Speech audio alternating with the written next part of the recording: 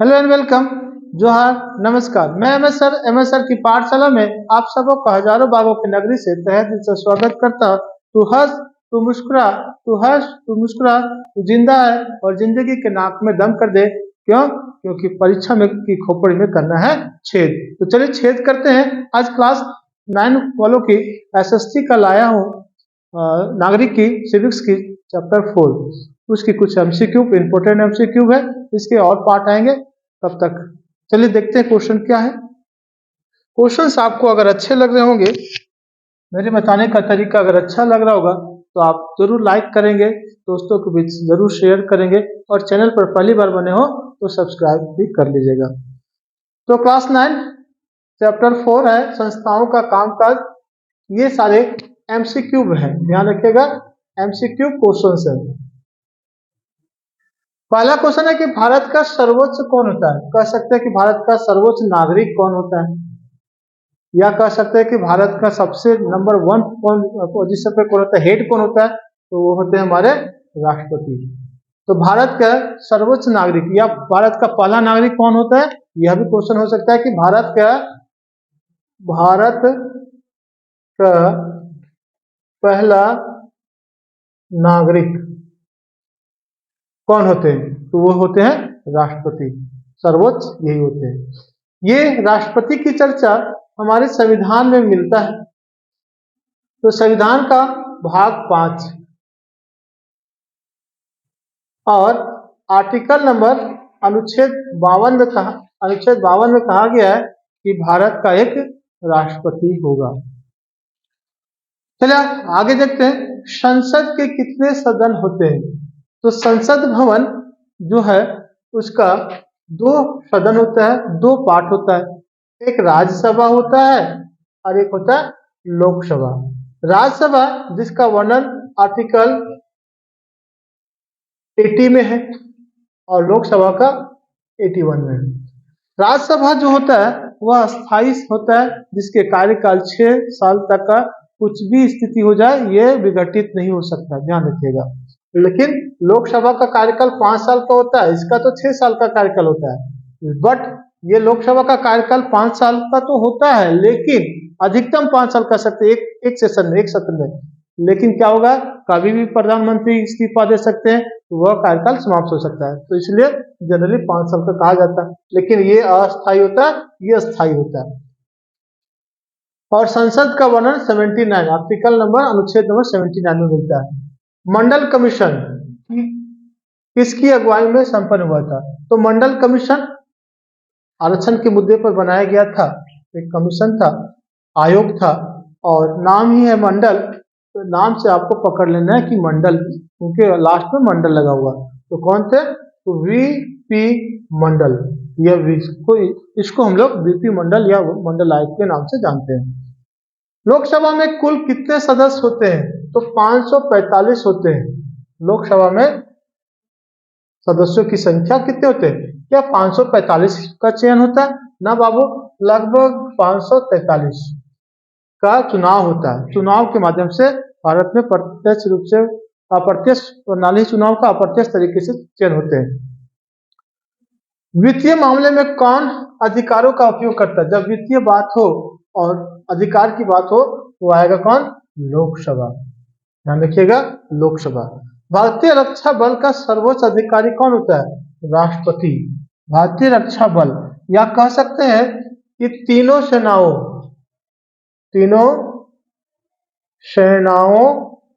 का मुख्य हेड कौन होते हैं, राष्ट्रपति।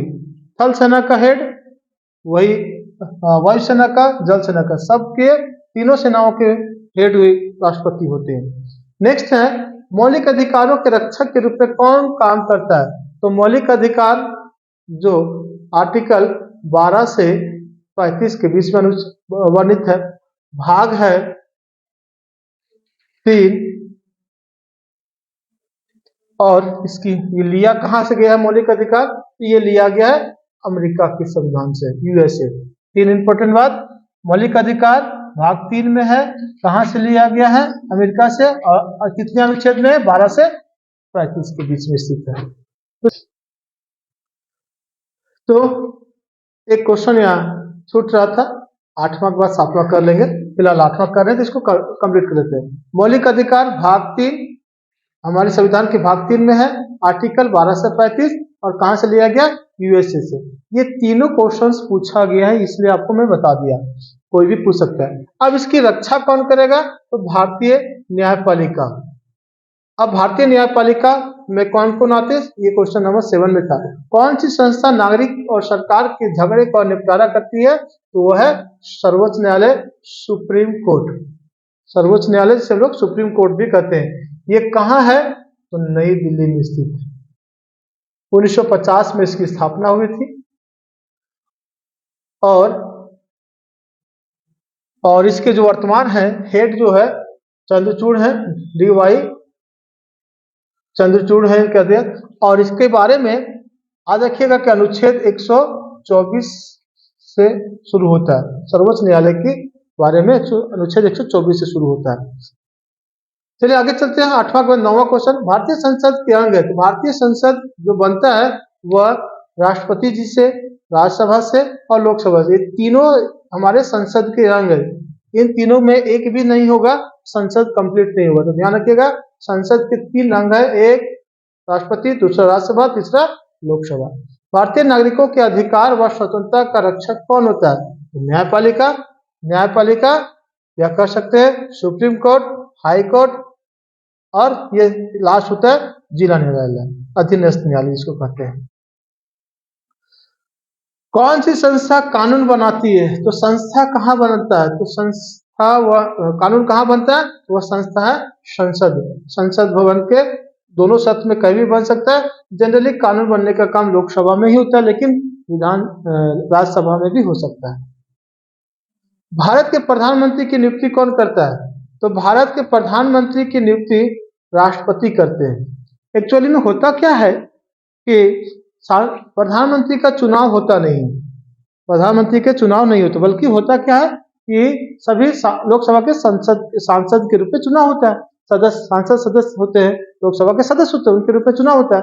अब बहुमत का दल जिसको प्राप्त होता है, जो राजनीतिक दल को बहुमत प्राप्त हुआ, वह राजनीतिक दल अपने में से किसी एक को मुख्य चुनेगा, हेड चुनेगा, और फिर वह नेतृत्व करेगा।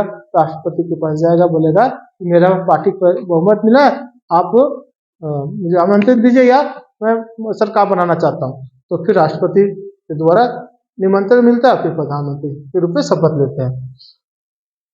द्वितीय पिछड़ा वर्ग आयोग कब नियुक्त किया गया था? तो ये द्वितीय पिछड़ा वर्ग आयोग आया था 1979 ईस्वी में। संसद का लोअर हाउस किसे कहते हैं? तो लोअर हाउस लोकसभा को कहते हैं। लोअर हाउस का ये लोकसभा का ये एक ही बात है। सुप्रीम कोर्ट के जज को कैसे हटाया जा सकता है? संसद का महाभियोग के माध्यम से। सुप्रीम कोर्ट के मुख्य न्यायाधीश हो, जज जो भी हो, उनको अगर हटाना है तो संसद में लाना होगा महाभियोग। हाँ, अब कोई भी संसद की बात हो तो वहां पे लोकसभा भी हो सकता है, राज्यसभा भी होता है, कहीं भी महाभियोग लाया जा सकता है। लोकसभा का पीठासीन अधिकारी कौन होता है? तो स्पीकर। जैसे अभी कौन है? तो अभी ओम बिरला जी हैं, ओम बिरला स्पीकर, अध्यक्ष, लोकसभा के स्पीकर मतलब अध्यक्ष ओम बिरला जी। राज्य स्तर पर विधायिका को क्या कहते हैं? तो विधानसभा कहते हैं। तो राज्य स्तर में जो विधायिका होती है उसे विधानसभा कहते हैं। वहां भी 2 स्तर की विधानसभा होती है, एक को विधान परिषद कहते हैं, एक को विधान परिषद कहते हैं। इनके बारे में और महत्वपूर्ण क्वेश्चन नेक्स्ट क्लास में मिलेंगे। अगर मेरे द्वारा बताए गए सारे तरीके आपको अच्छा लग रहे हो तो मेरी कोशिश है कि आपको अगले एपिसोड में मिलेंगे, अगले पार्ट में मिलेंगे। लेकिन अगर अच्छा लगे तो लाइक शेयर जरूर कीजिएगा, और पहली बार चैनल पर आए तो कमेंट कीजिएगा। मिलते हैं नेक्स्ट वीडियो में, तब तक के लिए जय हिंद।